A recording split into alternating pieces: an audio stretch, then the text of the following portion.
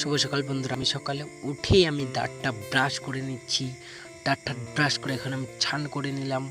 ছান টান করে গাইস আমি দোকানে এসে পড়লাম। দোকানে এসে একটু ভাপ মারছি। ভাপ না মারলে হয়, আমি এমন বান্দরের মতো আমার চেহারা, ভাপ না মারলে হয় হিচ্ছি আমি একটু ভালো না। তো গাইস যাই হোক, একটা কাম এসেছে, কামটা করতে লাগবে, একটা ফ্যান ঠিক করতে লাগবে। তার আগে একটু বন্ধুদের সাথে খ্যাসরামি মেরে নেই, যেটা আমাদের ভাষায় বলে আর কি। এমনি বললাম, ডোন্ট মাইন্ড।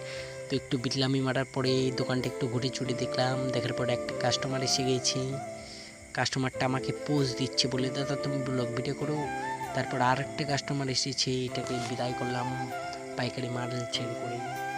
তো গাইস এখন আমি ফ্যানটা নিয়ে বসে পড়েছি, ফ্যানটা ঠিক করলাম। এই ফ্যানটার কন্ডেন্সার গিয়েছিল, কন্ডেন্সারটা চেক করলাম। এখন বাজে 2টো। খিদা পেয়েছে দেখে একটু স্ন্যাক্স খেয়ে মালিকের বাড়ি এসে বললাম 3টার দিকে ভাত খেতে।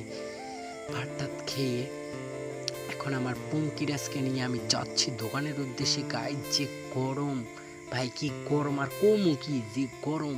পঙ্কিরাজ রে চলাইতে চলাইতে আমার রুয়া দিয়ে ঝোল পড়ে বাইরে গেছে গা। তো